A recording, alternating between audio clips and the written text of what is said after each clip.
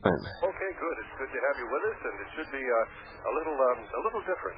We'll talk to you for a while, then you can talk to us. And basically, we've been looking at your book, Behold a Pale Horse. How'd you happen to write that?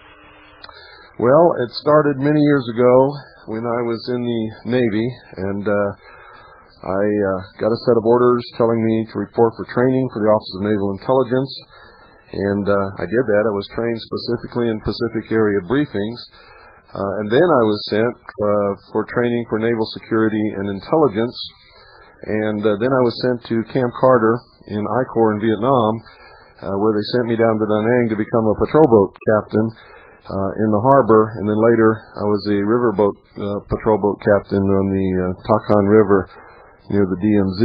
Our base camp was Qua Viet with the Dong Ha River Security Group, which is a branch of naval security and intelligence. When I rotated back to the United States after my Vietnam tour, I was sent for 3 months on a destroyer to do an investigation for the Naval Investigative Service, and then was attached to the intelligence briefing team of the Commander-in-Chief of the United States Pacific Fleet. What I saw there was shocking. I had not been prepared for this at all. What I discovered was that what was really happening with the government and the military was totally 100% different than what the public was being told. And I remember one night standing watch in the command center as the petty officer watch, and watching on television as we were launching bombing raids into North Vietnam, watching the president tell the American people that we had stopped all bombing raids in North Vietnam, and that we weren't conducting any bombing raids in North Vietnam. And I began to have access to top secret files and operations that had occurred and were ongoing at that particular time, and operations that were planned for the future. And I was so shocked and so amazed by what I discovered that I left the Navy actually 5 years before I could have retired very comfortably on everyone's tax dollars, and began investigating all of this stuff that I had seen. And that book is a result of that 16 years of research based upon the documentation and the briefings that I participated in while a member of the Office of Naval Intelligence. Well, now, being in Vietnam, do you think that we really tried to win the war? Were we just fighting a war to perhaps distract American people from what was happening here at home? Certainly, the war was not ever fought really to defeat the Vietnamese, was it? No, not at all. In fact, all wars since World War II, if you'll notice, have never been with the so-called enemy of the United States, the Soviet Union, and then later Red China. They've always been with third world countries as sort of a surrogate war. And the Soviet Union has never fought with us, or communist China. They have fought small surrogate wars with third world nations also. And it accomplished several things. One, the war in Vietnam, and I'm talking specifically about this war and not others, was started off to accomplish several things. One, it was to, by new methods of fighting a war. In other words, sending a young man over for 1 year and rotating him back to the United States, and filling the war with minorities, was literally designed to destroy a generation of young men, some of the finest young men in this country. It was a terrible thing to do, to send someone off to fight a war. And most of the people who fought in Vietnam, despite everything that you've ever heard, were volunteers, most of them. Some, of course, were drafted and sent against their will, but most were volunteers. They volunteered because they were patriots. They thought and were told by their government that they were fighting a war for our country, and that it was in the best national interest of the United States of America to fight this war, and that it was a war against communism. In reality, it was a war to prepare officers through experimentation with new technology for their role as senior officers, and these were young officers who were getting this training, as senior officers in the new world police force, which is coming. And in fact, our military now is functioning as the world police force at this moment. It also was intended to destroy a generation of young men who would then be disgusted with patriotism, who would be disgusted with warfare, who would turn against their country and sort of drop out, so to speak, and would not oppose what is coming. In other words, we have a generation now of young men who fought in a war who probably will not fight in the next one, according to the estimates that the intelligentsia have made, let's say. But I think they're wrong. I think that's not going to be the case. Anyway, it also was meant to be a population control in Southeast Asia, according to the documentation that I saw, and was to protect the heroin drug trade that was coming out of the Golden Triangle in Southeast Asia, and that had been traditionally most of the world's source of heroin. Also, at the same time, the United States Navy in the South China Sea and the Gulf of Tonkin, instead of their primary mission being to support the troops on the beach in South Vietnam fighting the war, their primary #1 mission was to protect and support the oil exploration drilling ships in the Gulf of Tonkin, and second was to support and protect the troops within South Vietnam.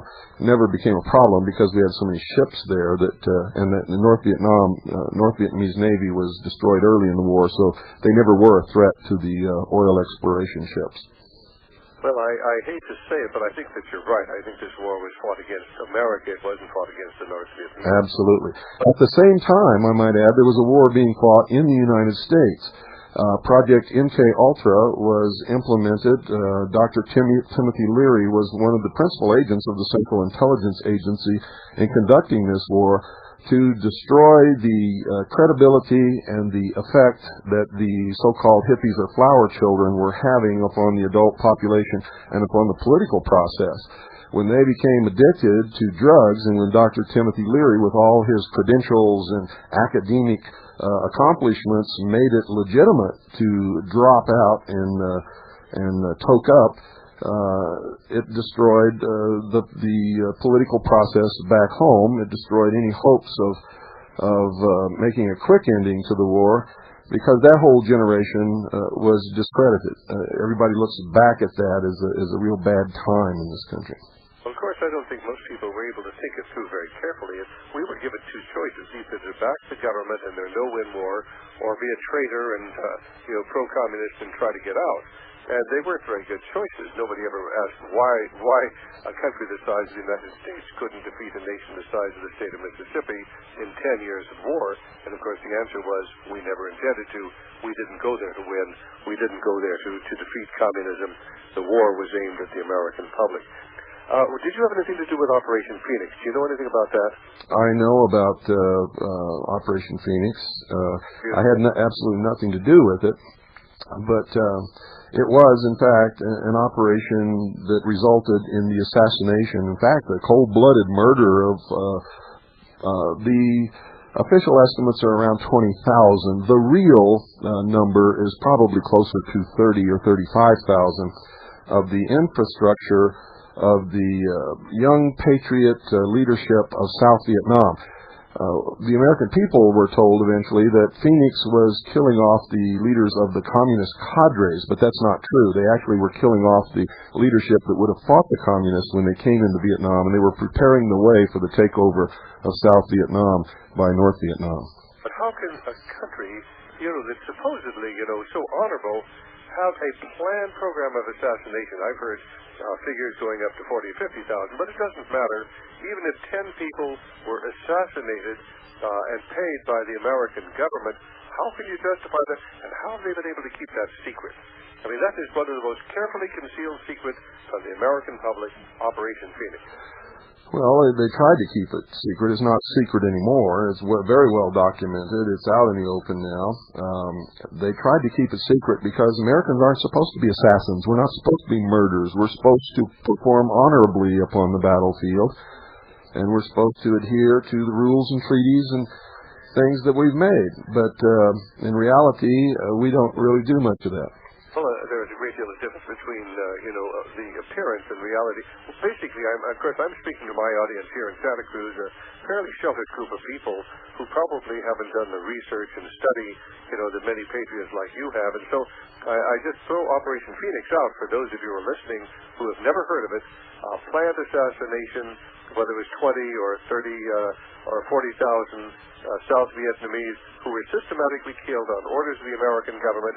And what was it? We paid so much for each person who was killed? How did that work? Well, it depends upon who was doing the assassinating. If it was people like Lieutenant Colonel James Bogreitz, that was his job. He was a part of that. If they were paid assassins or South Vietnamese that were hired to do the job, then they were paid, yes. Okay, fine.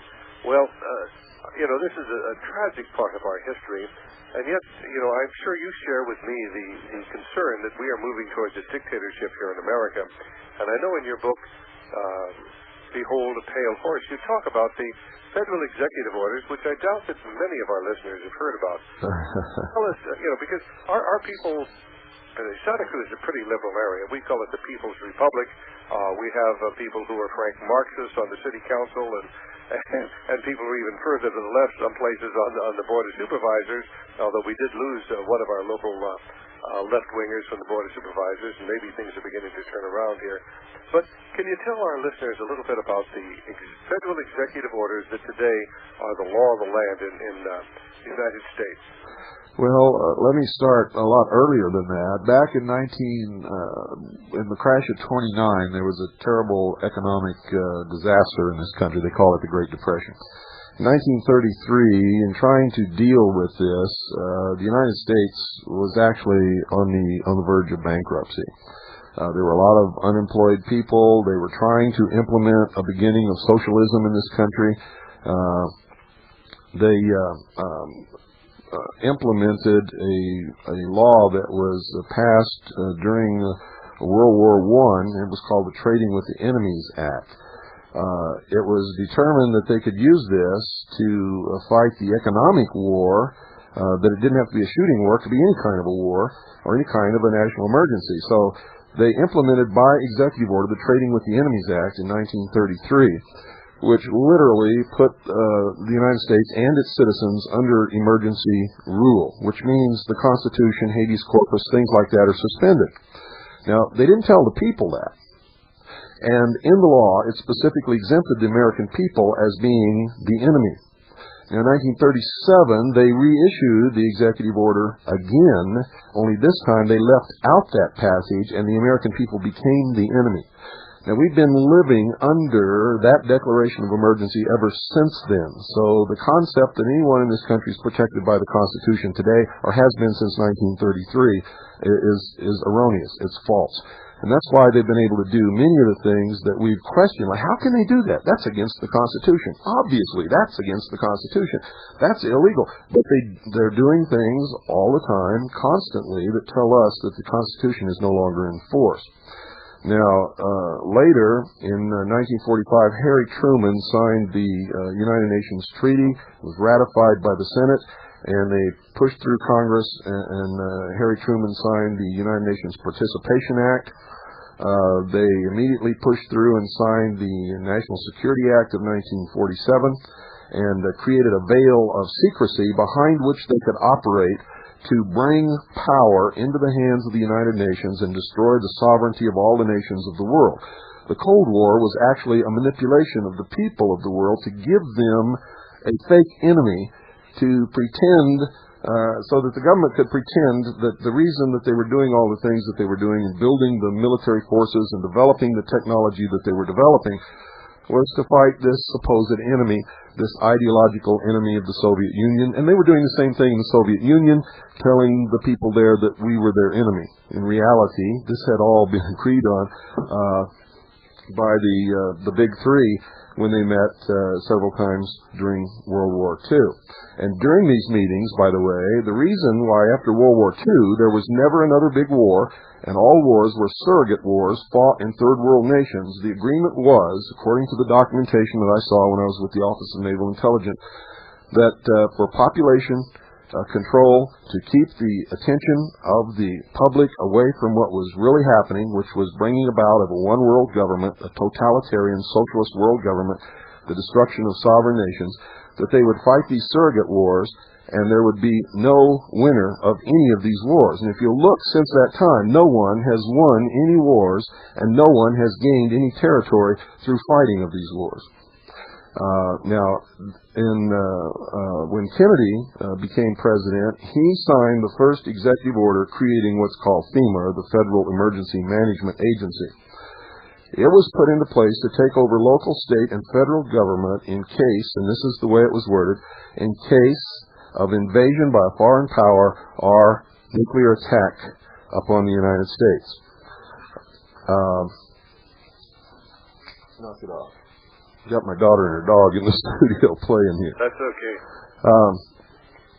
So anyway, he signed this executive order. This created the Federal Emergency Management Agency. They also began back in the 50s creating underground, literally cities all across the country. There are these underground cities that have their own water supply and everything. They're under a mountain in Virginia. There's a place called Mount Weather where they even have a government in waiting. They have a president there, which has not been elected. They have a full cabinet there.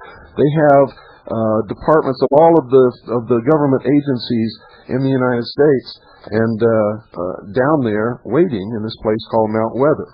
And they also have a computer data bank with a master warrant list where they're collecting the names and addresses of known patriots and patriot leaders who will fight the overthrow of the Constitution overtly and the absorption of the United States overtly into the United Nations and the transfer of power of our armed forces to the United Nations, making them, in effect, a world police force along with the military forces of what used to be called the Soviet Union. Later on, Nixon elaborated on these executive orders. He changed them around, took out invasion by a foreign country or attack by a nuclear weapon. And it's worded very curiously now, and then Reagan changed it, but now the wording says, in case of internal unrest or economic instability. Of course, they can generate that at any time they want to. That's right. Just by machinations of the Federal Reserve Board. That's correct. Financial crisis, or, in fact, I have really seriously wondered if some of the patriotic leaders that are going around now may very well be creating fear and getting people to organize just to create the suffered crisis that could justify the implementation of dictatorship. Do you sense that? Well, I don't think that so. I think that there are some patriot leaders who are not patriot leaders who are trying to identify those patriots who will resist the destruction of the sovereignty of the United States by force of arms if necessary to restore the Constitution and the Bill of Rights to their legal and lawful place as the supreme law of the land. I know that there's going to be in this country, if they don't back away from this encroaching socialism, if they don't return the Constitution, the Bill of Rights to their lawful and legal place as the supreme law of the land, there will be civil war in this country to do it. There are men who will not go into give up what so many people have lived and died for to put together the United States of America. Most Americans don't even understand that until the Constitution and the Bill of Rights were penned by our forefathers, that no people on this earth had ever been truly free until that time, and even since that time, we're the only people on the face of this earth who have truly been kings and queens in our own right, and have had the rights and the protections of those rights in the history of the world. And right now, today, all of the protection of the rights guaranteed us under the Bill of Rights, or the first 10 amendments, have been stripped away. Some of the rights in the 7 articles of the Constitution we have lost. Now, most Americans don't understand this and don't know it because most Americans, unfortunately, aren't really Americans and have never read the Constitution, don't know what it says, and if they did read it in their life, it usually was in a high school class when they had little Susie or little Johnny on their mind, and they really didn't care much about what they were reading. Of course, the teacher would interpret it for them and tell them the First Amendment as the wall of separation between church and state. Well, the truth is, there is no separation between church and state. Our forefathers put an article in the Constitution which forbade the government from respecting any institution of religion. Of course, but the funniest thing is you ask the average person where the wall of separation occurs, and they will invariably tell you it's in the First Amendment. That's because they never read the First Amendment. Yeah, the First Amendment says that the government has to keep their hands off religion. They cannot pass any legislation or laws respecting any institution of religion, period. That's all it says. It doesn't say that you can't be religious. It doesn't say you can't say prayers in school. It does. In fact, it was never meant for our schools to be run by the government. And that's the truth on that matter. Sure. In fact, at the time the First Amendment was passed, I think all but one of the 13 colonies had a state religion.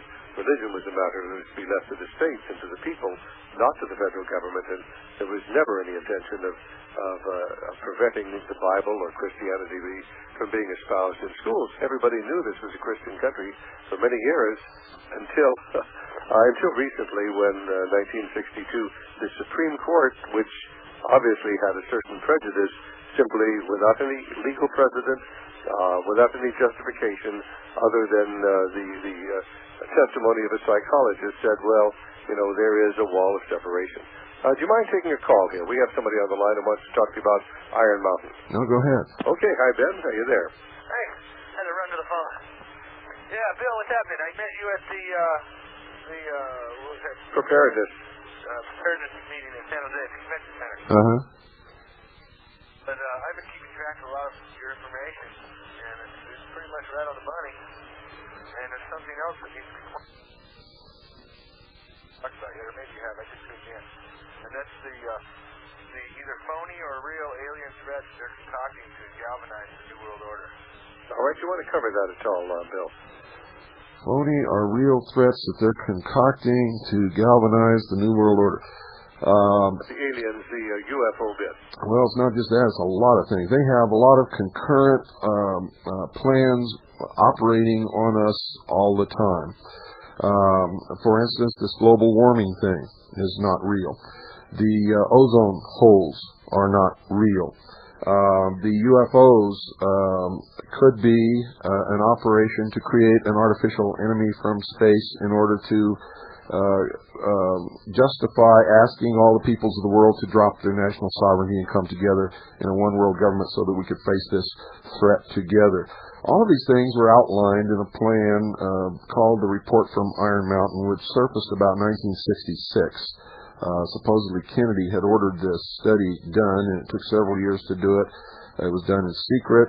The first meeting was held in a repository of corporate records called Iron Mountain, and then they had meetings all over the place for the next several years.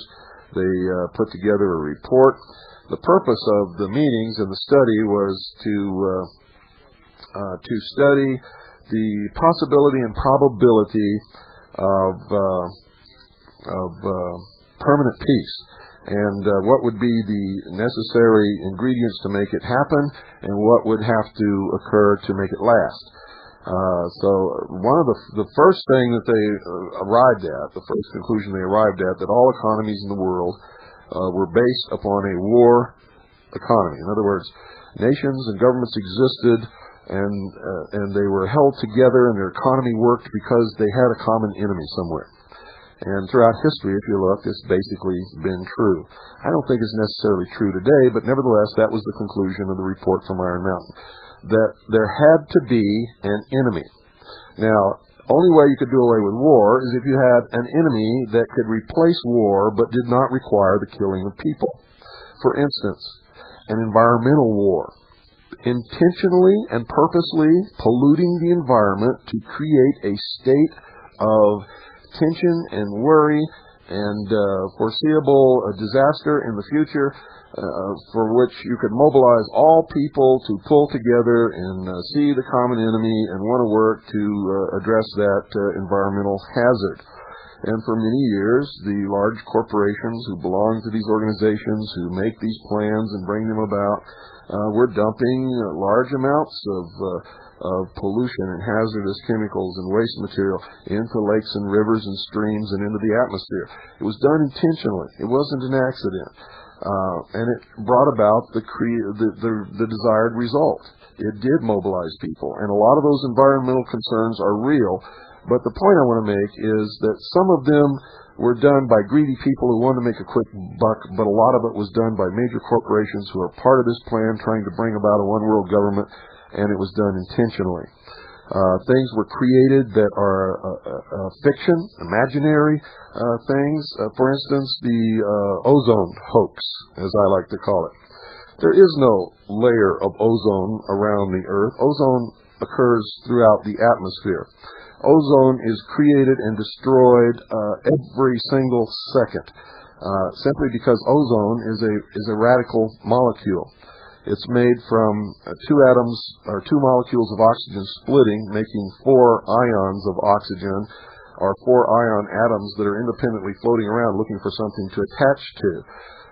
One of them will attach to an oxygen molecule, which is O2, already has 2 atoms of oxygen, making it O3, which is a radical molecule. In other words, it's looking for something to oxidize instantly. And the minute that it finds something that will oxidize, this third atom of oxygen breaks loose from the O2, and it does exactly that. Now, they say that ozone is protecting us from the ultraviolet rays of the sunlight, and that's the biggest fantasy and fiction that's ever been created. The truth is that ozone is created by ultraviolet light coming from the sun. It comes into the atmosphere until it reaches a zone or an area in the upper atmosphere where the concentration of oxygen molecules are such that it begins to strike oxygen molecules at a rapid rate. This causes a chemical reaction which depletes the energy in the ultraviolet light rays, and it splits the oxygen molecules, causing these 2 atoms, now free from each other, to seek out something to attach to. When they bump into another molecule of oxygen, they attach, and that creates ozone. So ozone doesn't protect us from ultraviolet light. Ozone is created by ultraviolet light coming into the atmosphere. And if it were not for this happening, if ozone were not created by ultraviolet light, then we would be in danger of being burnt to a crisp by ozone. The truth is, as long as there's oxygen in the atmosphere, and as long as there's ultraviolet light coming from the sun, there will be plenty of ozone in our atmosphere, and we don't have to worry about it. We don't produce enough CFCs to even make a dent in the ozone in any portion of the atmosphere. One volcanic eruption in one day will deplete more ozone in the atmosphere than the entire history of the human race has ever done. Well, one of the other things they never mentioned is the chlorofluorocarbons are actually heavier than air, so they don't go up in the atmosphere. That's right. They never get up that high. But they just never bring this out. Yeah. Also, you might want to ask people when they talk about this ozone hole baloney. I'd say something else, but I don't want to shock anybody out there. When they talk about this ozone baloney, that if their assertions were true, if their allegations were true, the ozone hole would be over New York City, would be over Los Angeles, would be over Tokyo, would be over London. It wouldn't be over the South Pole when there's winter at the South Pole. There are not very many people using hairsprays down in the South Pole. That's right. The truth is, the ozone holes occur over the poles only when that pole is experiencing winter at the pole, because the Earth is tilted on its axis. No sunlight is striking that portion of the atmosphere over that pole in the winter. They have 6 months of darkness. Therefore, the chemical reaction does not take place. Ozone is not created, and you get these photographs of supposed holes. Okay, Ben, any other questions? Yes, there's something I wanted to point out that a lot of people didn't really take notice to. You know, I find it was funny. One friend of mine, an ex-Special Forces, he was an SF in the Army, noticed this on the news. And it was when they released that serial rapist up in Oregon, the camp that they showed that he was staying in, the concentration camp on the outside, and it was the sprawling behavioral modification facility, that he was aware of that they have all over the United States. And he noticed that they showed this on TV. It was like a mistake. They weren't supposed to show the sign or something. And he noticed it, and I noticed it. Well, I didn't see it, so yeah, it was on the news when they showed the camps and the serial rapists. Remember this? Sure. Last week. Okay, fine. Well, thanks so much, Mr. Ben. Okay. Bye-bye. Bye. But just for the listener here, this book, The Report from Iron Mountain, I can remember in 1966 or 67 when it came out, and it has been reprinted. And one of the things it said, you know, other than over and above what Bill Cooper's already told you, was, well, look, if we have to, we'll contaminate the entire planet, but we need to have this enemy, the environmental threat. That's how we're going to control the people. And you see this thing unfolding, regularly, whether it's in Rio or where it is, and all sorts of scientists, for instance, the Heidelberg Memorandum, signed by, 100 or so Nobel laureates, said this whole environmental movement is a scam. But you never saw that on controlled CBS, ABC, or NBC. That's correct. Let's go ahead and talk to Tony here. Hi, Tony. Yeah, hi, Doctor. Hi, Mr. Cooper. Hello. I read your book, and I wanted to update on that Jonathan Maine fellow, if you had anything new on him. And I thought it was a very interesting story, and I was kind of wondering, what happened to the property he had. I have no idea. He was released from prison about a year ago, and from what I've understand, he's not the same person. I don't know what they did to him, but he's just not the same person. Why don't you tell us a little bit about it, because I don't know the story. Well, he understood that what was happening to our economy and our money system. He was from England. He had developed a method of using his own personal wealth to purchase large amounts of undeveloped land that contained, by exploration, X amount of tons of natural resources of gold, silver,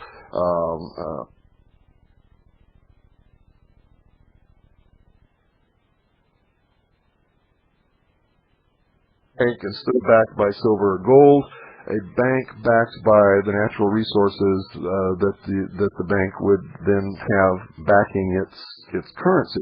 It would then issue a different kind of money. They would be credit vouchers, in effect, that would be backed by real wealth. These natural resources that had not been reclaimed or taken out of the ground, or cut down and made into paper or whatever. And that way they could get out from under the debt system that everyone is being subjected to now. For instance, our money used to be backed by gold and silver coin. In fact, our money by law is called a dollar. A dollar is defined by law as a specific weight of measurement, or specific measurement of weight of gold or silver coin. A dollar is really currency only as long as it can be exchanged for gold or silver coin, which is the real money of the United States of America. The debasement of our coinage, by the way, the penalty of which is death if you're convicted of debasement of our money. And the money defined by law and by the Constitution is gold and silver coin, nothing else. Now, if you have gold and silver coin, you can issue silver certificates and gold certificates as long as whoever holds them can turn them into any bank or to the government and receive that much of weight of gold or silver in coin of the realm at any time they so desire. But ownership of gold was made illegal back in the 30s. It was taken away from the American people when they implemented the Trading with the Enemies Act. Later, gold certificates disappeared.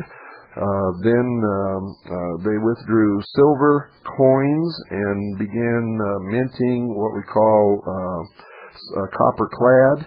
And they put a little layer of silver alloy on the outside of these copper coins so that the sheeple, the stupid people, would think that they still had the same value in their hand when they had these coins. The fact is, they were debased, and they were worth no more than the copper content in the coins.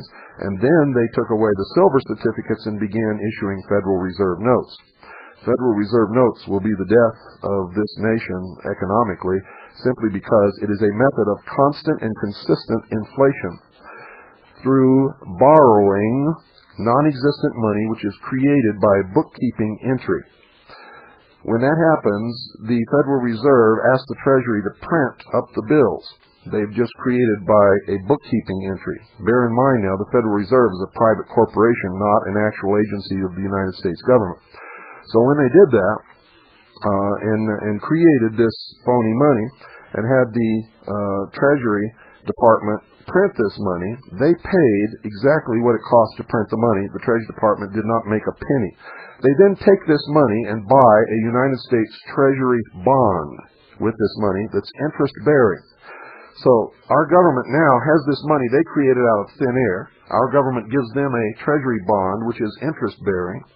This money then goes out into circulation into the country through the government paying its bills and paying the salaries of the people who work for the government. And then we, the American people, have to pay this money back that never existed through real wealth, the creation of substance through our work, the sweat of our brow. And then, not only that, but we have to pay back the interest which was never created in the first place, guaranteeing that we get poorer and poorer every year, and that the value of the dollar shrinks every year. For the last 40 years, we've gone from a dollar value of 100 cents down to approximately 10 cents today. It's probably closer to 8 cents, but I won't quibble over a couple of pennies because it's the stupidity of allowing this to happen that is the real thing we need to understand about ourselves. And so every dollar that is actually out in circulation, we have to pay interest, and we pay it to the bankers who own the Federal Reserve, because the Federal Reserve is a privately owned central bank. That's right. And the Internal Revenue Service is the collection agency for the Federal Reserve. When you write a check to pay your taxes, your income tax, if you're a taxpayer, when that check comes back to you and it's gone through and you've paid your taxes and it comes back and you get it from your bank, if you'll turn it over and look on the back of the check, you'll see that it was not deposited to the account of the Treasury of the United States of America. Instead, it says, pay to the order of any Federal Reserve Bank in payment of United States obligations. So the money that you pay in income taxes doesn't even go into the United States Treasury. The Treasury gets its money from other things, from excise taxes, gasoline taxes, import-export taxes, things of that nature, which, by the way, are legal taxes, income taxes not. Right. And, I heard about this fellow. He'd go into a restaurant, and when the bill would come, he'd say to the waitress, can I pay this bill with Federal Reserve notes? And the waitress would look a little surprised, and she'd go over and get the manager, and the manager would say, you want to pay this with Federal Reserve notes? What are they? And I think every person should do this, because what we need to do is let the American people come to realize that somebody has stolen our monetary system. They have done it by a very careful and deceitful manner. The Federal Reserve is no more an agency of the federal government than a Federal Express is, and we are enslaved by an organized effort to control the banking and ultimately the currency of this nation. We've been taken over, fellas, and they create wars for their purposes, for their profit, and their ultimate goal is the new one world order. Well, that's correct, and I'll go you one better than that. Ever since we've been using Federal Reserve notes, they have literally taken over the nation, and we have become indentured servants. You see, when you operate on a debt system like that, you are not paying your debts. If you go down and buy a car with Federal Reserve notes, you've committed an illegal act if you actually think that you own that car. And if you try to own it, it's illegal. The truth is you cannot purchase something or pay a debt with an instrument of debt. A Federal Reserve note is nothing more than a note. A note is an instrument of debt. It says somebody owes somebody some money, and it hasn't been paid yet. So you're taking that instrument of debt down, and you're using it to purchase something, or buy something, or pay a debt. You cannot pay a debt with another debt. You cannot purchase something with a debt that hasn't been paid. And that's when Americans began receiving warrant deeds to their homes and to their land instead of allodial patent titles, which really means that you own it. If you receive a warrant deed, it warrants that a deed exists, but you don't have it. The true owner has it, and you have to pay a property tax, which is a rental on that property that the true owner actually owns. Also, it applies to other things too. For instance, you no longer get a title to your automobile or to anything else that you purchase with Federal Reserve notes. You receive a certificate of title, which certifies that a title exists, but again, you don't have it. The state has it because the state owns that property until the debt is paid. In other words, we have now become indentured servants for the debt of the United States of America because this money has been created out of thin air and the interest is never created, thus making it impossible to ever pay the debt. People are talking about balancing the budget, paying the debt. It cannot be done. The currency does not exist. Possible to get allodial title? It is possible if you pay off your land or your property in gold or silver coin and then pursue a process through the courts. You can do it, yes. Last question, I'll hang up and take the answer on here. Could you give a little update on what's happening in Arizona with the Brady bill and the sheriff? Yeah, the sheriff in Arizona is not going to enforce the Brady bill. It's unconstitutional. It's unconstitutional according to the Constitution of the state of Arizona. It's unconstitutional according to the Constitution of the United States. The second article in amendment says that a militia being necessary to a free state, the right of the people to keep and bear arms shall not be infringed. The law also specifically states that the militia is not the National Guard and it is not the military. The militia, the unorganized militia, consists of the whole people, and specifically in the law, it specifically states all male citizens between the age of 17 and 45. Therefore, it is against the law, against the Constitution of both the federal and the state government to take weapons away from anyone who constitutes the militia. But you know, it's so interesting because there is a massive program, as you well know, to take the guns away from the public. Last weekend was at the meeting of the California Medical Association, and those of you who are out there will be happy to know that the California Medical Association House of Delegates voted that everybody who has a gun or ammunition or uses a gun has to have a license, and the doctors of representatives voted for that. This is the path to dictatorship, and when I got up and made a statement to that effect, there were so many of the audience just sort of scoffed, but there are doctors there who are 30 or 40 years old who have gotten into the House of Delegates of the CMA so they can use the policy and the political power and the lobbying efforts which are generated by doctors paying dues to the CMA to bring about the dictatorship in America. And the average person in America has no idea the new crime bill is aimed to totally abridge the Second Amendment and take away the guns from the people as a prelude to the establishment of the dictatorship in the New World Order. Would you agree? Absolutely. And these people, these PhDs, these doctors, these university professors, these so-called intellectuals who are promoting Marxism and socialism aren't as intelligent or smart as they think they are.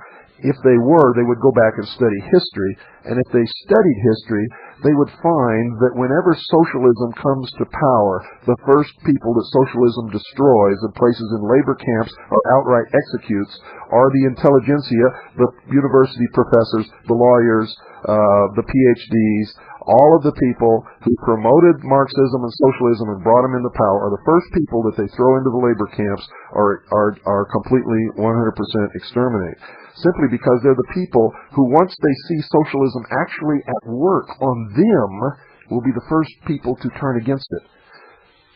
I agree, but I think that the American people must understand that what is happening is a carefully planned program. In fact, I was watching television this evening, and they had this black and white sequence of these children with the sad faces. They were making remarks and sort of a hopeless feeling, and then the caption at the end was, "We must stop the violence." Well, the basic theme is we're going to take the guns away from the law-abiding citizens and stop the violence. No way. I mean, those are the places where they've taken the guns away from the people, New York and Washington, D.C., they've got crime rates 3 or 4 times that of the surrounding areas.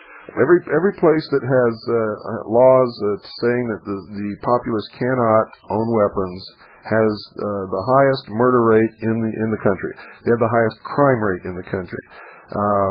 Like I told you, these so-called intellectuals aren't smart. You can be intellectual and not be smart. My grandmother used to tell me that you can have all the degrees in the world, but if you don't have 1 ounce of common sense, what good does it do you?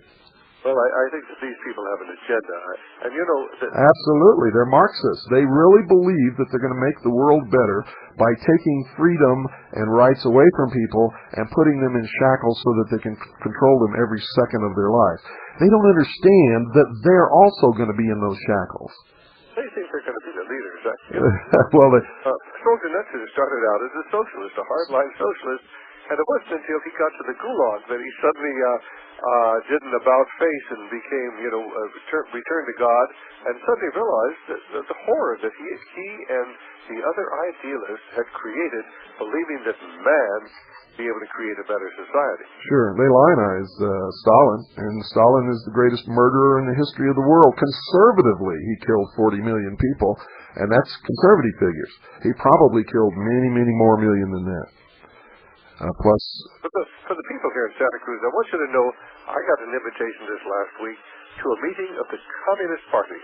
Mr. Bill Wood invited me to a meeting over on the west side, just off of Mission Avenue on Saturday afternoon, and told me that, of course, they did this because I take the People's Daily World, or People's Weekly World, I guess it is now, and they had my name on the mailing list, so I got this nice personalized invitation.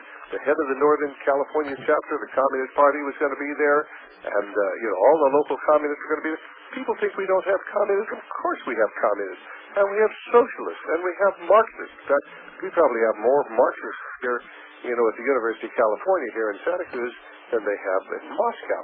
And the people in Moscow don't really believe in this. People up here at UC do. That's the tragedy. There and in Washington, D.C.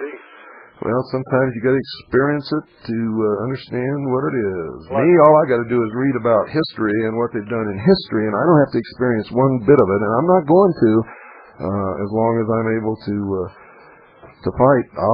Me and many, many other people in this country will fight to our death before we will allow it.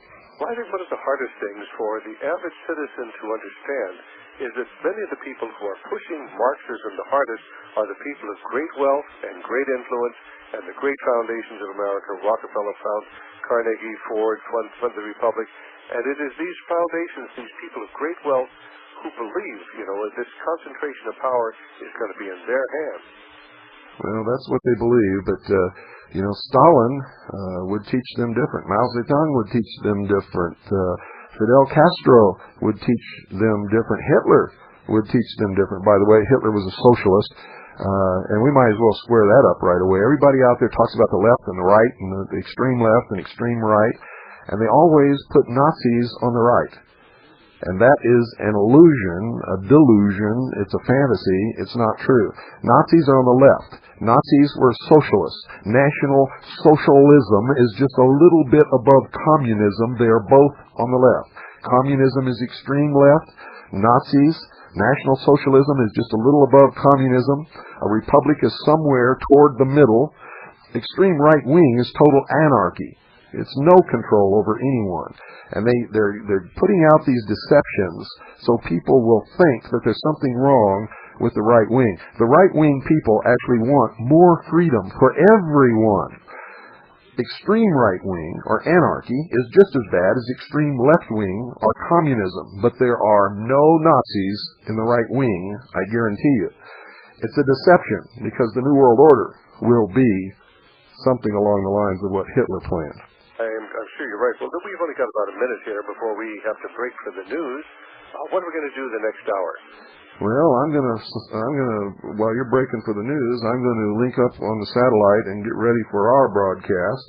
Right. And I'll have my daughter here. Now, I won't be able to take calls during my broadcast, but we'll be able to take calls from your listeners.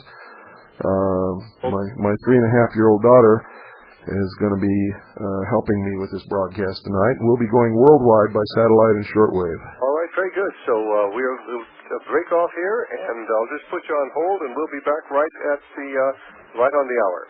Okay. Okay, thanks so much. You're welcome. And this is Dr. Stan here. You're listening to the Hour of the Time. I'm William Cooper. And I'm Pooh. Oh, boy, we had your pot way up there, didn't we, Pooh? Yeah. Who else is here with us? Sugar Bear. All right. Well, folks, we're going to be coming to you in conjunction with another broadcast in near Santa Cruz, California. I believe it's Santa Cruz. Right out of Santa Cruz, in the mountains overlooking beautiful and picturesque Monterey Bay. And we have Dr. Stan with us, and we've already done 1 hour on his program, and we may be the first people who've ever done this. I don't know. Has anybody else ever done this? We've done it, but never on shortwave before. We did it, I think, once or twice before. A fellow named Stonebrunner somewhere in the east. But this is an amazing opportunity to talk to people all over the world. That's true. Now, are you on AM or FM? No, we're an FM station. We do an AM broadcast in the afternoon, and then we do an FM broadcast in the evening. So right now we're on FM. We're all of Monterey Bay area. Well, great. Well, I think I recognize a lot of the names there. You know, the Lucis Trust, Albert Pike, Lord Maitreya, the New World Order. But for the people who really aren't very well educated, they wouldn't understand it. I understood it. Because, of course, the common denominator is Luciferianism, which is what energized Albert Pike and the Masons, Lord Maitreya, which is the New Age Messiah, who the New Agers think is coming. And, of course, the Lucis Trust was an outgrowth of the Theosophists. Right. Well, you must have a much better educated audience than ours, although I hope our audience is becoming better educated all the time and is coming to understand how all of these cultic or secret organizations interlock in the drive towards the establishment of a one-world dictatorship. Well, I hope so. I've been broadcasting for 2 years now, Dr. Stan, and I've devoted this hour to educating the sheeple, hoping that they'll become real people and screw their head back on straight so that we can get back on track. It would be terrible if throughout the history of the human race, man had struggled to finally become free and stand as a king in his own right, if we marched backward once again into slavery under socialism. Well, what encourages me is that, you are doing what you're doing, and there are people all across this country. I was on a network out of Wisconsin this morning put on by Vic Eliason, I think in Milwaukee, and he is broadcasting that's trying to get the truth out across the nation. And there's a John Leffler in Colorado, and there are dozens of people around the country that I've run into who are, making the sacrifice to get on the radio and putting in the time and effort, and certainly the financial investment to try to get the truth to the people and help them to understand how it all works together, but it's really a spiritual battle being played out on a political battlefield. That's correct. And unless your audience think we're some kind of religious kooks out here, these people don't really believe in Lucifer as Christians look at Lucifer. They don't believe that there's a devil. They don't believe that there's a Satan. They don't believe that there's a Jehovah or a Yahweh or any of those things. They believe in a pantheistic God. They are deists. They believe in the Luciferian philosophy, which is a metaphor when they talk about it.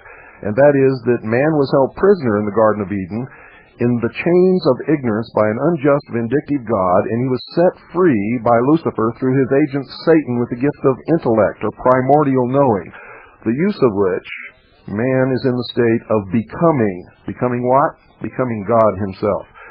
They believe that ultimately man is God. I agree with you totally. Look, we have a caller on the line here. She called in just before the hour, so let's see what Gina has to say. Hi, Gina. Good evening, Dr. Stan and your guest.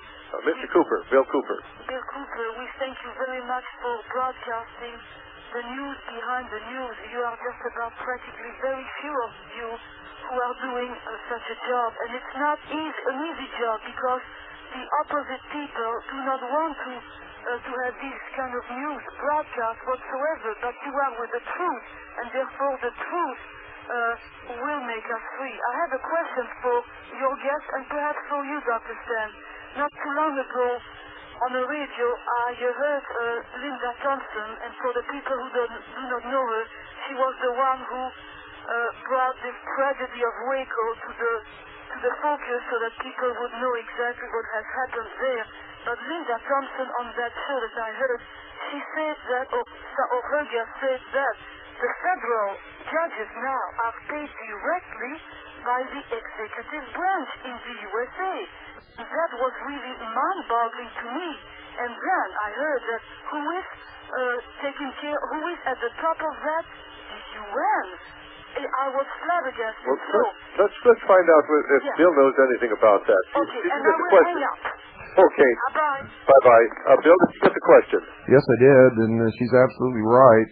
It's done because we are living under emergency rule, which means that the rule of the Constitution is really not in effect. They give us the illusion that it is.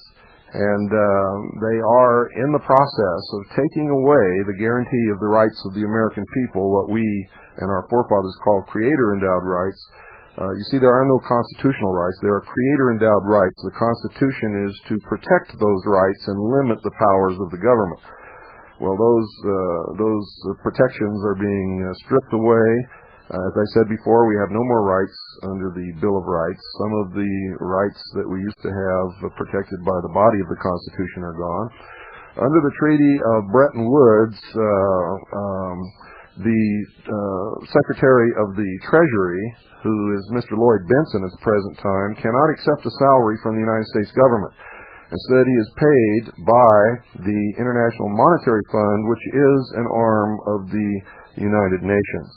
The ATF, or the Bureau of Alcohol, Tobacco, and Firearms, actually works for the United Nations under the Department of the Treasury, created artificially by the Treaty of Bretton Woods under the International Monetary Fund. The United States Treasury is in limbo and, in effect, does nothing, supervises nothing, prints no money, mints no coins, nothing whatsoever. The IRS, Internal Revenue Service, is also under the Department of Treasury, working to collect the national debt of the United States and transfer the wealth of this country into the hands of the Federal Reserve and the International Monetary Fund, where it can be redistributed to third world nations. I've heard this before. How in the world would we ever document? Would Lloyd Benson admit who pays his salary? I've documented every single bit of it. We have 628 pages of documentation of official United States government documents, United States Code, statutes at large, State Department documents, documents signed by the President, executive orders over the last 50 years. It proves without a doubt that there is a conspiracy, that it was being worked from the beginning, that none of it has been hidden, that at the present time the Constitution is not in force, that we are in fact under the United Nations Charter and the resolutions passed by the United Nations. We're in the process of eliminating arms in all nations, eliminating the concept in international law of sovereign nation states, stripping the arms from the American people, and eventually the military forces of what used to be the Soviet Union and the United States will be united into a one-world police force, and no other peoples or nations will be allowed to be armed except for a small internal force which will be armed lightly to subdue internal unrest.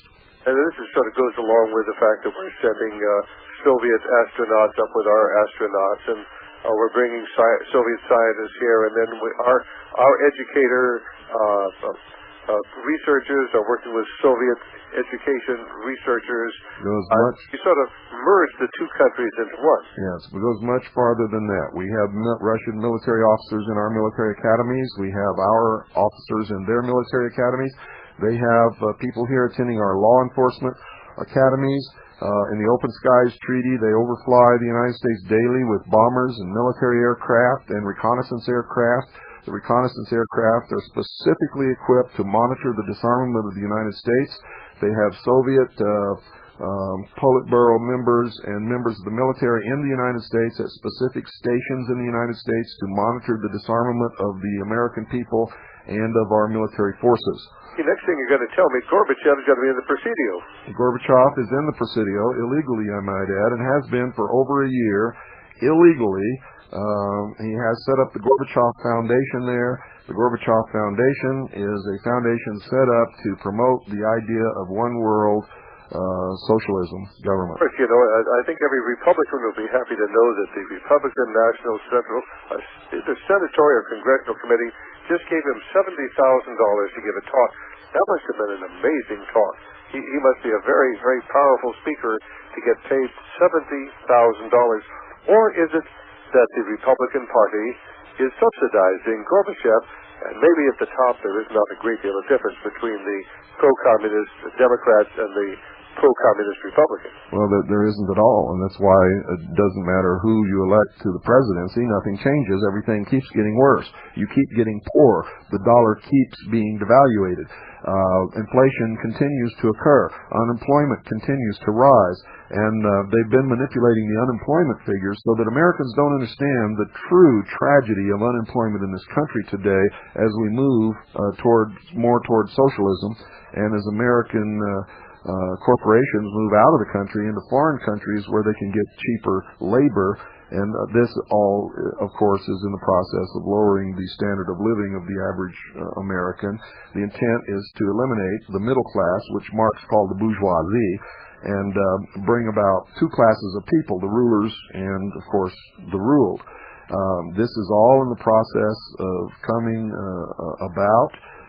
Unemployment figures are skewed in that they don't count the unemployed, period. They count only those people who are receiving an unemployment check, and only for the period of time that they receive that check. If someone runs out of unemployment benefits, they are not counted anymore as being unemployed. If someone is not entitled to unemployment benefits, but they're unemployed, they are not counted as being unemployed.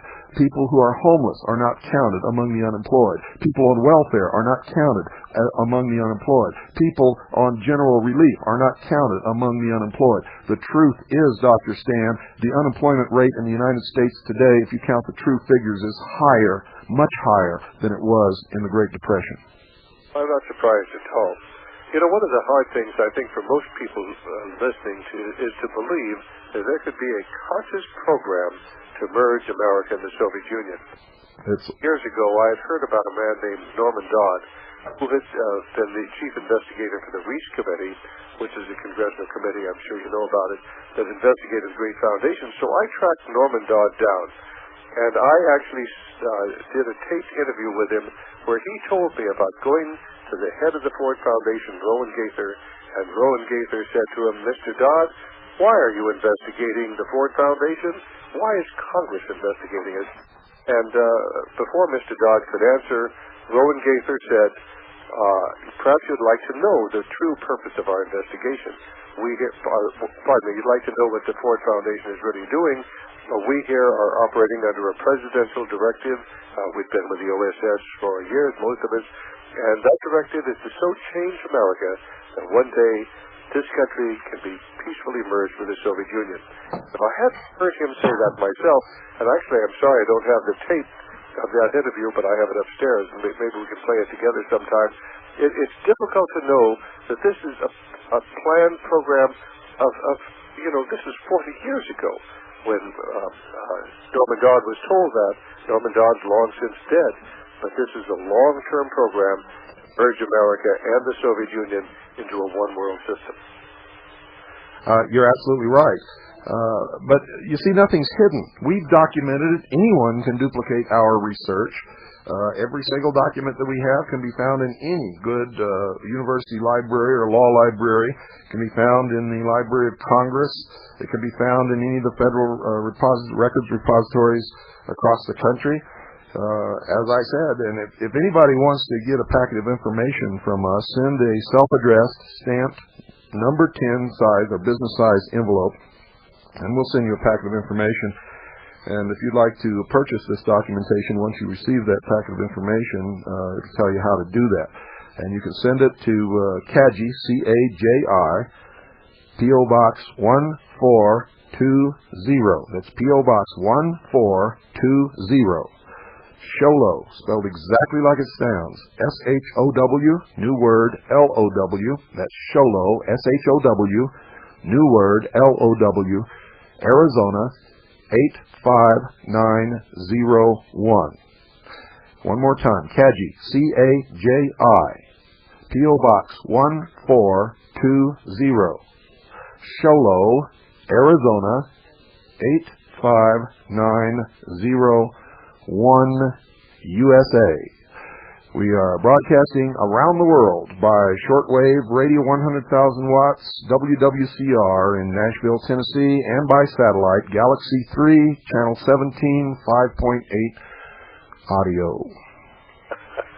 Well, let me put in a plug.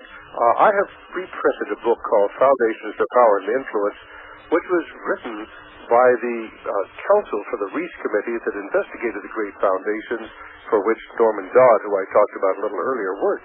And of course it was an amazing investigation. Every effort was made to stop the investigation. They even sent a congressman named Dwayne Hayes to the committee meetings to disrupt them under the presidential order of Dwight David Eisenhower. But eventually they did have at least a year to investigate, and all the copies of the investigation, the congressional investigation, disappeared, but the council wrote a book, and it was never distributed. It was published by Devin Adair. They just couldn't get it out. And a few years ago, I was given the place to this, and I've republished the book, Foundations to Power and Their Influence, showing how the great foundations were pushing Marxism in America and trying to destroy the patriotism which every American should feel for this country. In fact, that's what Congressman Reese says in the preface to the book. And if you want to get the book, it's available by calling our 800 number, which is 5HIV-WAR, W-A-R, because America is under siege. Today we're at war, and most people don't even know the war is going on.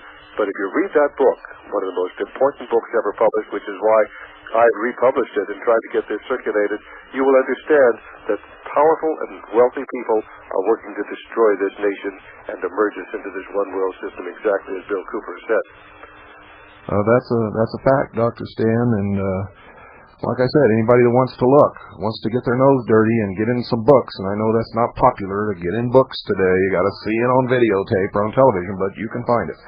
And it's not difficult whatsoever. The truth is that Senator McCarthy was right. In the 50s, he was absolutely right on target. He was vilified and destroyed by the left-wing Marxist press in this country.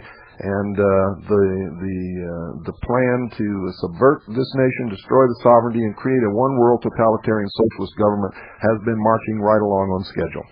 Don't you think that maybe McCarthy was getting too close to the Council on Foreign Relations, and he didn't even realize that? I mean, because there's always been a force behind communism in this country.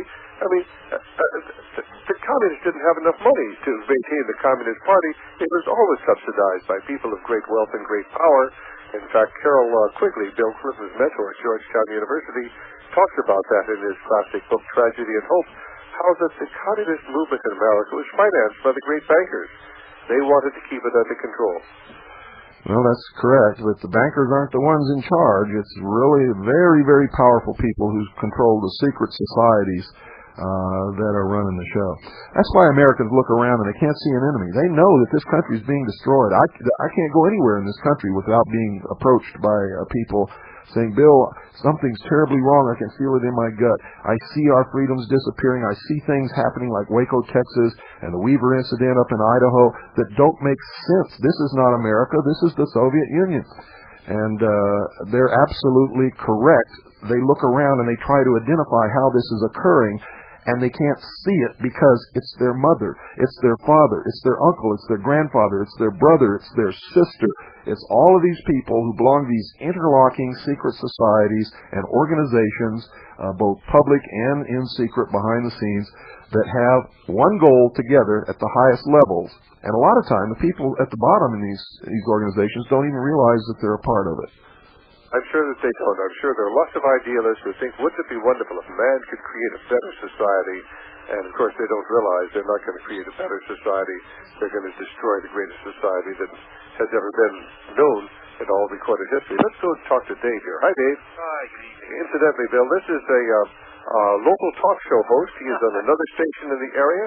Does a great job of doing interviews with people of a conservative bent, and his station's much more powerful than mine. Actually, I was going to ask Bill if he still has Stan's bearings working with him. No, Stan left us, it's been over a year now. It was right around that time ago where I tried to contact you and left some messages and didn't talk to you. I can't hear you. I've lost you. I can't hear you at all. Can you hear him now? No, I can hear you. I can't hear him. Oh, can you hear me? Now I can hear you. Yeah, I was saying it was about a little over a year ago that I had talked to Stan about trying to have you on the program, and we talked a few times. He sent you some information, and then he never called back again, and I just figured, well, it's one of those things that I haven't pursued it, but Now I've lost you again. Hello? Yeah, now you're back. Well, I was going to ask, while you're on the phone, that I talked to Linda Thompson, and she mentioned that you basically had saved her some face on this scandal that was going on where she had been fed some false information, and you were the only person to come forward and warn her about it, and consequently, kind of save a little bit of her reputation. And that she said that she had talked to Bo Grice about the same thing, and he made it sound like everything was going on. I'm just wondering if you had any, if you talked to Bo Grice at all, because I've gotten different information on, like I guess condescending wisecracking made, I guess, towards you or about you. I mean, I'm not trying to hear any laundry, but a lot of people wonder what's that all about. Let's not create. Go ahead. Well, I used to be one of Grice's greatest supporters until I found out who he really was. And when I found out who he really was and what he was really up to and what Delta Force really stands for, and we found a briefing given by Lieutenant Colonel on an Army concept to help bring about one world government called the 1st Earth Battalion, a training film for young officers that was made back in the early 80s. Then I began to investigate Grice and found out that he changes his religion with his audience. He never says anything of substance.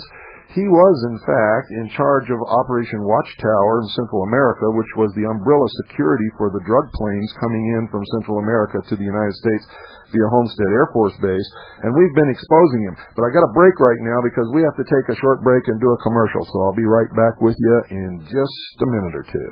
Okay, fine. You're listening to the Hour of the Time, worldwide by shortwave radio 5.810 megahertz, WWCR Nashville, Tennessee, and satellite Galaxy 3, channel 17, 5.8 audio. We're doing a simultaneous broadcast with Dr. Stan near Santa Cruz, California, and, of course, the Hour of the Time, and we have Pooh in here in studio also. Did you have something to say, Pooh, to the radio audience? Yeah, you just want to smile at the microphone. Okay, you can say goodnight later, okay? Yes. Well, Dr. Stan, are you there? Say something else, David. Yeah, on your book, the Behold the Pale Horse, I can't hear you now. I passed it around to a few friends, and people go, now, he talks a lot about Zionism in there now. Is this kind of one of those, Nazi kind of freak guys? And I'm going, why would you get that up here? I mean, you can read about the guy's background and everything else. So I wonder if you could maybe dispel some of those about the world's bankers or the Jewish conspiracy and anti-Zionism and all this kind of stuff that people readily accuse anybody that tries to, put out any information about.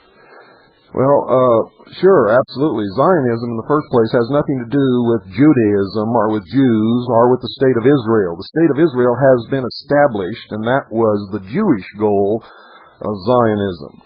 International Zionism is actually a part of British Israelism. It's worked through the secret societies, and its main protagonist, of course, is the Freemasonic lodges, which are controlled from England, also the Ancient Order of the Rosencross, the Knights of Malta. It is a racist group. They use the Jews to promote their agenda, and I could go on and on and on, but no, it has nothing to do with anti-Semitism, which, by the way, is one of the tools that they use. When somebody gets too close to the truth, they label them as an anti-Semite, and then all the fools and the sheeple out there hear anti-Semite, and they turn off their ears. Intelligent people listen to everyone, read everything, believe nothing, but they pursue a program of real research looking for the truth, not agendas. Okay. Good explanation. That services. Thanks so much, David. Right, thank you. Right, let's go to Bill here. Hi, Bill. Hi, Dr. Sam. See, I was sure we were going to hear from Bill. Bill is an expert on the Masons. Came right in on the coattails of hearing about people being called anti-Semitic. Okay, go ahead. Well, Bill is obviously aware of the Masonic curse on America and the world. And I think about how many people not only are related brothers, sisters, etc., but also sons, daughters, etc. And, you read in the Bible there are curses on families for certain things, and when people sell their soul to the devil, there is a family curse. And I see the whole country pretty much involved in this curse, and it's basically generations of people who at least are hoodwinked. Hoodwinked is an excellent term. And so, people ask, well, why aren't these people waking up? Well, guess what? They're cursed. And, well, now, Bill, do you have a question? I wonder, a lot of things, but for instance, why do we allow our politicians, why do we allow anybody to be a politician in our country who has already taken an oath to the leader of an organization that goes back to the Queen of England as basically the person they've taken this oath to? Okay, fine. Let's let Bill answer that. Did you get the question? Well, you have to ask the sheeple about that. I don't vote for those politicians myself. You see, we don't pick who we vote for. I agree. And it doesn't matter who we vote for on a higher level. It's always someone who is furthering the agenda of international socialism, of international Zionism, of the promotion of the one world government, if you will. I wish that, someone asked, the last caller, I think, asked about the Jewish thing, the anti-Semite thing. I wish Jews would wake up and understand that what's happening here is the same thing that happened in Germany as Hitler began his rise to power. The same things are going on, the same New Age, the same occultism, the same rumors, the same proliferation of prophecies and Nostradamus and all this thing. Everyone then was looking for a Messiah. Everyone now is looking for a Messiah. And I'm telling you right now, if you're not careful, you're going to get one. And the same thing is going to happen when that Messiah mounts his throne. The similarities are so striking. The way the homosexuals are being manipulated in this whole thing. And the fears of the people. Everybody's looking for that strong man who's going to get us back to a prosperous, stable society. There was tremendous crime. There was tremendous unrest in Germany in the 20s, and it was this that encouraged people to look for the new leader. And of course, they got one, and he was an occultist, but he was also backed by powerful people both in the United States and England. Yes, and I might add that he was also extensively financed by some very wealthy Jews. So you have to understand that there are all different religions and all different kinds of people involved in this. They are devoted to Marxism, to socialism. They're devoted to one world totalitarian government. You can't blame this on one race. You can't blame it on one religion.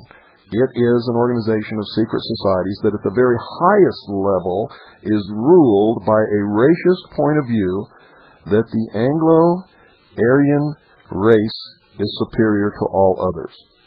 And it manifests itself as British Israelism. In this country, it manifests as the white Aryan supremacist and what they call Christian identity. Okay, fine. Let's go here and let's see. Bill, do you have anything else? Well, I was wondering, you mentioned that Gorbachev was in the Presidio, that's in our area here. Yeah, you can drive down and shake his hand if you want. No thanks. I wonder if he's gotten together with our local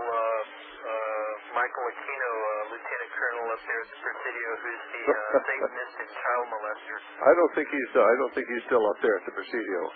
I would advise all your listeners to get Gorbachev's book.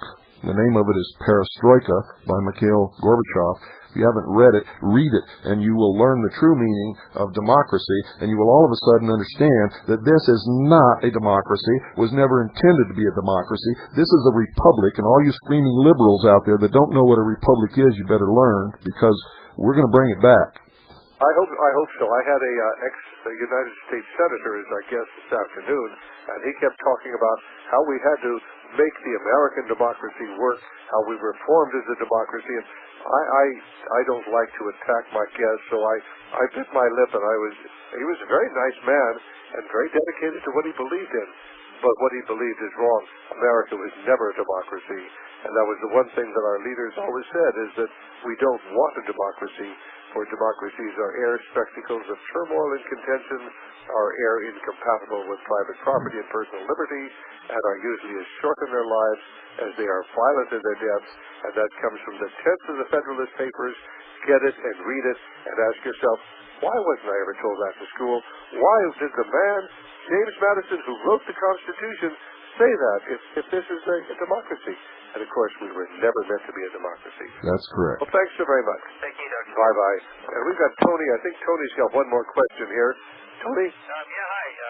I want to ask Phil about Bo Bright, since you brought it up. And he was making a lot of news about going to Southeast Asia and identifying drug dealers, I think, in Cambodia and Thailand, and links to Richard Armitage.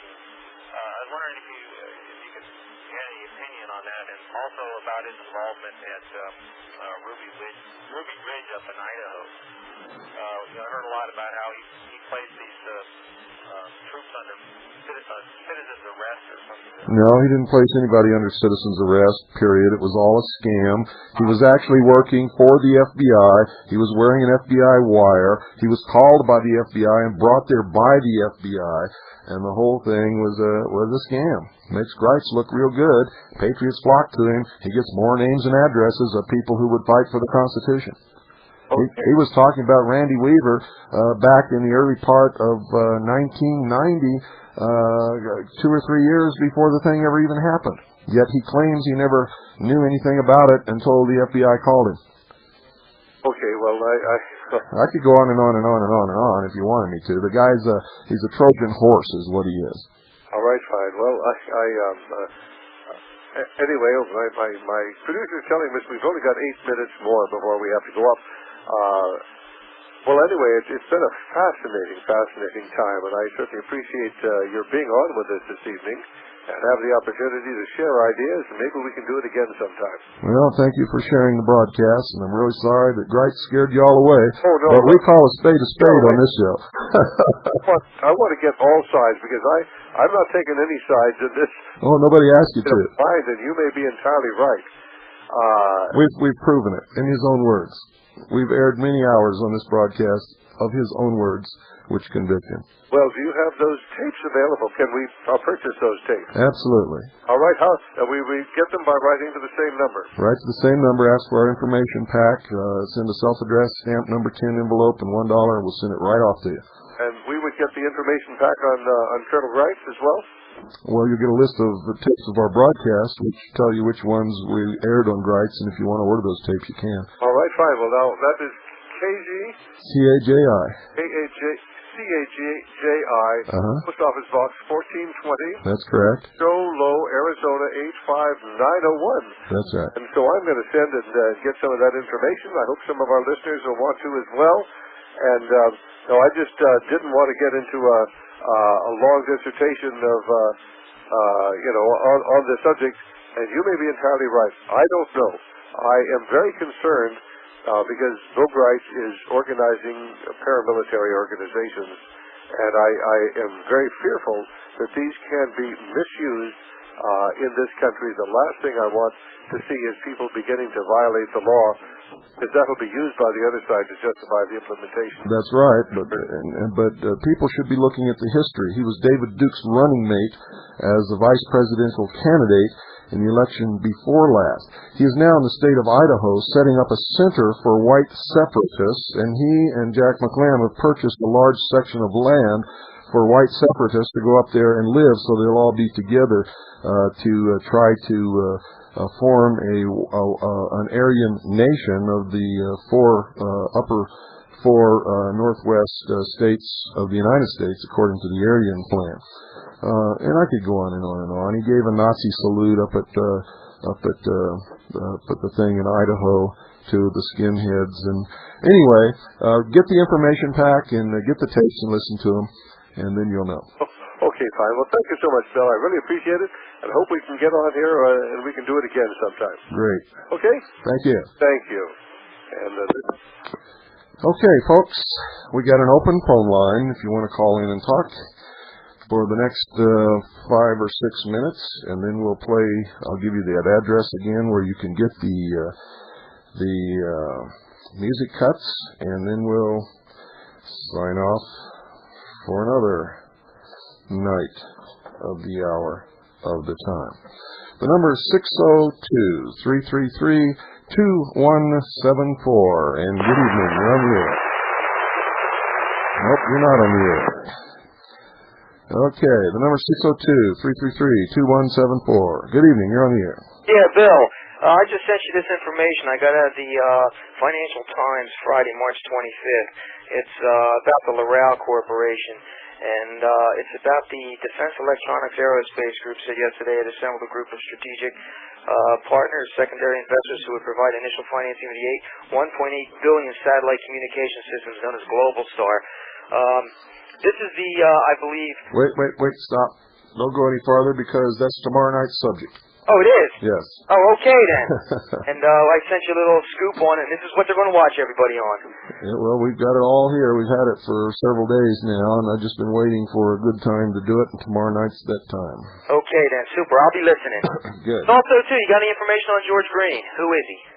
George Green was instrumental in the collapse of the savings and loans institutions in the state of Texas. He has been filling the world with lies and disinformation. Has published I don't know how many books, maybe about 60 or 70 books, all purportedly channeled or written by some space cadet named Hatton. Most of it plagiarized from the writings of me and Eustace Mullins and many other people. Some of it just outright garbage made up out of the clear blue sky. I don't know who he works for or what he is, but he is bad news wherever he is and whatever he's doing. Okay then. Thanks a lot. You're welcome. Bye-bye. Bye. 602-333-2174. Good evening. You're on the air. Yes, I'd be interested in hearing your opinion of the... You've got to turn off your radio. Assassination in Mexico, and I'll hang up and listen? I haven't devoted any time to that whatsoever. Tell you the truth, I'm concerned about saving this country, and I think the Mexicans should care about Mexico, and we should care about the United States of America. I just wondered if you thought we did it. I have no idea. Okay, thank you. But I'll tell you what, yes? The name of George Bush's petroleum company was Zapata Oil. The name of one of the ships that was taking supplies and people for the invasion of Cuba was Zapata. The other one was Barbara, which is his wife's name. The Indians in southern Mexico who have formed the revolution are called the Zapatistas. Yes. It means the shoe. The shoe has always been a euphemism for the master. Great. Well, thank you very much. You're welcome. 602-333-2174. I think the people who've always been in control are in control and are controlling now. Good evening. You're on the air. Yes, I'm calling from New York. My name is Bill Donovan. I'm head of the Catholic Defense League out here.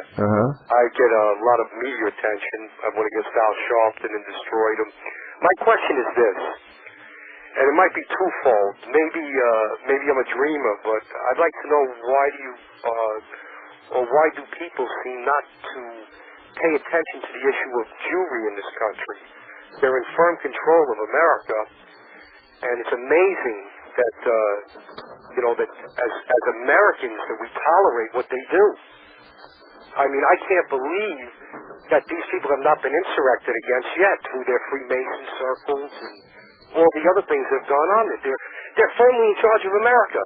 There's no way that we could butter that or water that down to Freemasonry, and which they're in control of, by the way. And I just don't understand why everybody tries to avoid the issue. The wealthy bankers are the Jews. The controllers of the military are the Jews. It always has been and always will be in this country. And there's nothing that anybody could say on these talk shows or stations or anywhere else that can get through to the people in this country. It's amazing. They've destroyed Russia. They've destroyed anything they've gotten their hands on, from Christianity on down. They've destroyed it. It's terrible. It's disgusting. And for what they've done, I mean, I hear a lot about Christian identity out here, and I tell you the truth, as a Catholic, I say they have a lot of truth to what they say. I mean, if religiously speaking, I think people should look into Christian identity. I think they have a message, and I happen to get along with them. I'd like to meet some more, because out here in the Northeast, we don't have many Christian identity people that I know of. All right, but the main point or the main thrust I'm trying to make is that the people that go against me all the time and my Christianity, and against Radio Free America, and against the Boers in South Africa, and against other forces in Russia on the right, have always been and will always be the Jews, because we're stupid. We are goys. That's for sure. Well, my comment is, if 3.8% of the population control all the rest of the population, and if that 3% of the population, 3.8% of the population are Jews, then that makes the rest of us pretty stupid, doesn't it? Well, yeah, but they have their front men, too. Well, now wait a minute. If we're that stupid, maybe they deserve to control us. My message is get smart no matter who's controlling us, or you're going to be a slave. And if you're not smart, you deserve to be a slave. Yeah, but I think we got to wake up the people in this country, and I just don't see it happening. Well, I've been trying for a long time. We're out of time. Oh, thank you very much. I hate to cut you off, but and I'm not cutting you off because of your subject. I'm cutting you off because we're out of time. And I told the people I'd play this last cut, and there's not going to be time to play the whole thing, and I've got to give you this address one more time. Sweetwater Productions. Sweetwater Productions. Post Office Box 8222. Van Nuys, California, 91409. $10 post-paid. It's Sweetwater Productions, Post Office Box 8222, Van Nuys, California, 91409. Folks, this old argument that we're being picked on and somebody's controlling us and all this stuff is a bunch of bullshit. If we're that stupid, we deserve it. If we don't like it, we've got to stop being stupid, and we can control our own destiny. So, to me, placing the blame on other people and other things just don't cut the mustard. It's our fault. And until we change it, it's always going to exist. I don't like to hear anybody cry about the Jews or the blacks or the Aryans or anywhere else. We put out truth on this program to wake people up to take their power back. We are against socialism. We are for freedom for all peoples, all races, all religions, all colors, all creeds. And until that happens in this world, there will always be wars. There will always be danger. There will always be muggers. There will always be thefts. There will always be sheeple. And there will always be slaves. Good night, and God bless you all.